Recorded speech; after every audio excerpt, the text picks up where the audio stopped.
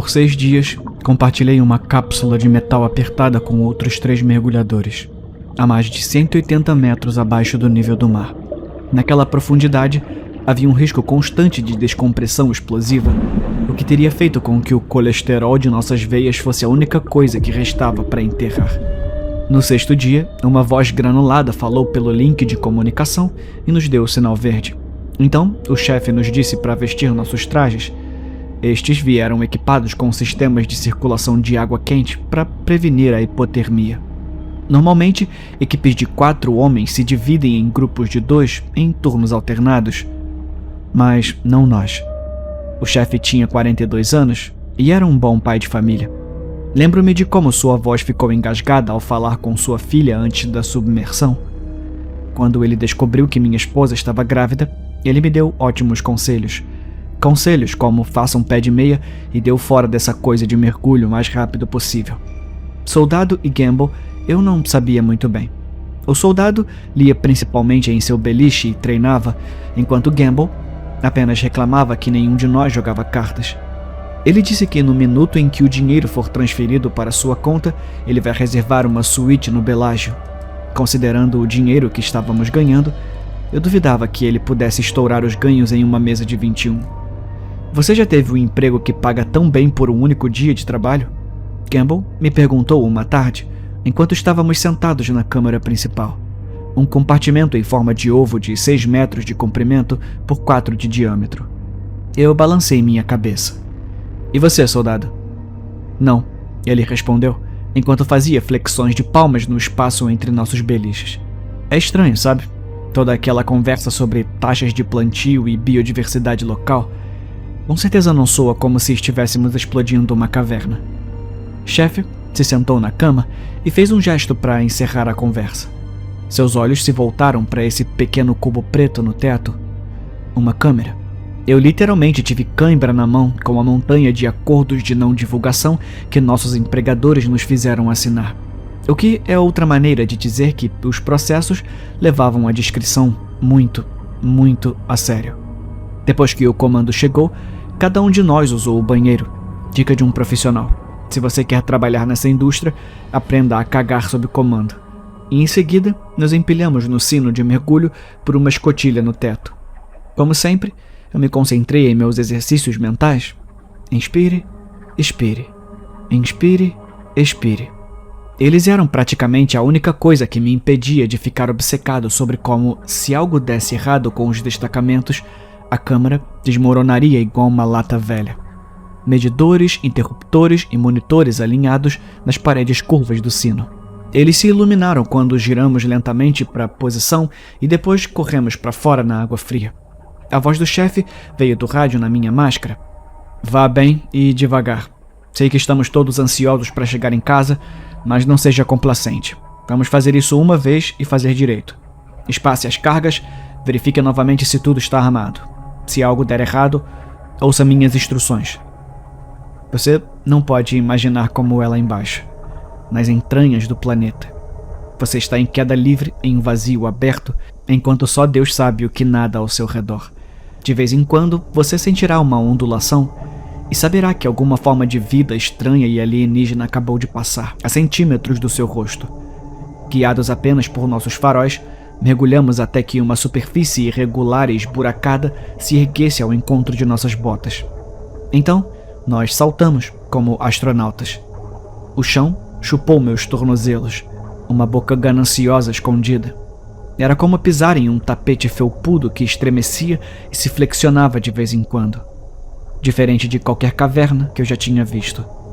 Tanto quanto eu poderia dizer, nós pousamos em algum tipo de formação com buracos do tamanho de um estádio, quedas abruptas e repentinas que minha lâmpada não conseguia tocar no fundo.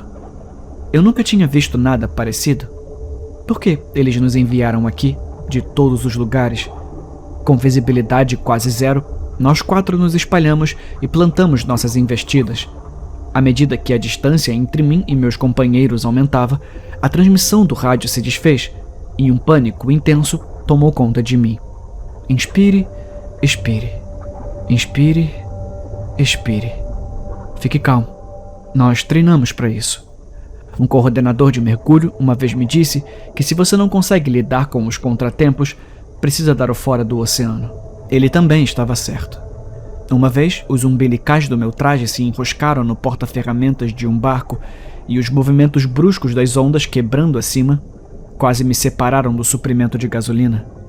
Por um momento, fechei os olhos com força e me preparei para encontrar o meu criador. Mas então, meu cérebro começou a funcionar. Inspire, expire. Ninguém mais vai te salvar.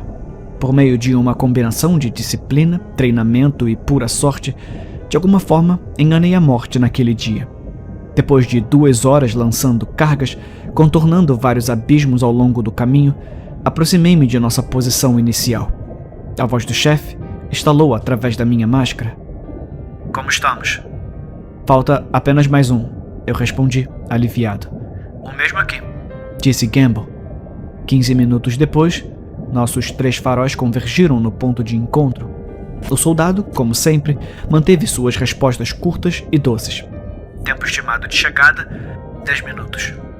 O mais provável é que ele tenha adquirido aquele estilo de comunicação metódico e afiado nas Forças Armadas. Agora, não muito mais. Respire, respire. Logo, voltaríamos para a cabine, passaríamos 5 dias despressurizando, depois eu chegaria em casa a tempo do nascimento do meu filho. De vez em quando, a água corria e girava ao nosso redor enquanto algo grande passava nadando. Algo que nenhum de nós podia ver. Talvez tenha ficado fora de nossas luzes deliberadamente. Talvez quisesse ficar escondido. Chefe, que podia monitorar todos os nossos sinais vitais por meio de um pequeno monitor preso ao pulso, apontou a lanterna para mim e disse: Estamos quase terminando. Rápido e fácil. Inspire, respire. Outra ondulação. Que criaturas viviam em profundidades de mais de 600 pés? Enguias pelicano, peixe machadinha, lulas colossais. Mas nenhum deles mexia a água assim. Quase lá, disse chefe, depois de outra olhada rápida em meus sinais vitais. Uma bolha amarela subiu em nossa direção quando o soldado contornou o fosso, lançando uma carga final ao longo do caminho. Enquanto ele se aproximava cada vez mais, chefe realizou algumas verificações de última hora, mas antes que pudesse dar o sinal verde, o solo se flexionou e partículas de água se agitaram na frente do meu capacete. Uma sucção poderosa nos puxou para baixo, como areia movediça faminta. Enquanto meus pensamentos voltavam para minha esposa grávida, eu esperava que ela fosse bem compensada pela morte de seu marido. À medida que a intensidade dessas ondulações aumentava, cada um de nós seguia em direções diferentes. Alguém gritou: "Que merda é essa que está acontecendo nas comunicações?" Sei lá, pode ter sido eu. Todo mundo, fiquem calmos, disse chefe, o mais calmamente que conseguiu. Inspire, respire. Perca seu senso de direção nessa profundidade e reorientar é uma verdadeira merda. Sem saber qual era o caminho para cima e ainda sem saber o que realmente nos tirou do curso, eu chutei na direção da luz mais próxima. Nossas tochas se aproximavam cada vez mais, ainda espalhadas por uma área do tamanho de um campo de futebol.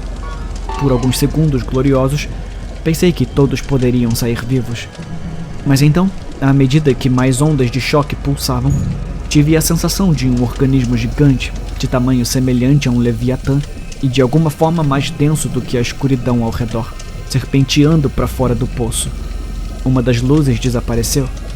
Em um instante, alguém se foi. Engolido. Levado. Meu peito entrou em convulsões furiosas enquanto eu flutuava indefeso, congelado no lugar, até que parte de mim ficou vagamente consciente da voz de chefe gritando: "Temos que ir." Inspire, respire. Nadei na direção do casulo, perseguindo os 2 faróis restantes. Inspire, expire. Não pense no que aconteceu. Droga, você nem viu o que aconteceu. Nessa profundidade, a sua mente prega peças.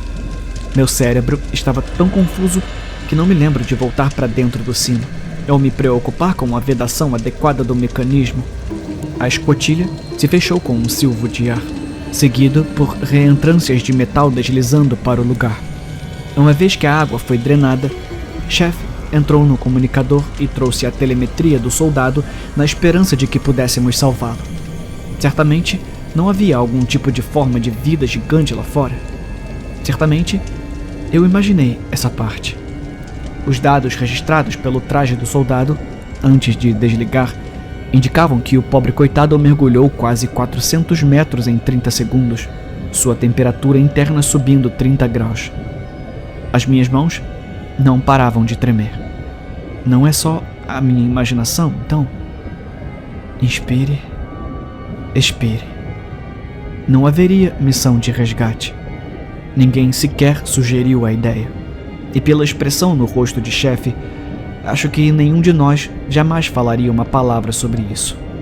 Não é de admirar que os engravatados que conduziam a operação levassem a discrição tão a sério. Depois que Chef digitou mais algumas teclas, uma contagem regressiva começou. A força concussiva de uma explosão poderosa nos fez chacoalhar em nossos assentos. O metal gemeu ao meu redor e por um segundo a campainha apagou. Esperei que as paredes lisas se compactassem em uma esfera do tamanho de uma bola de gude. Inspire, respire. Inspire, expire.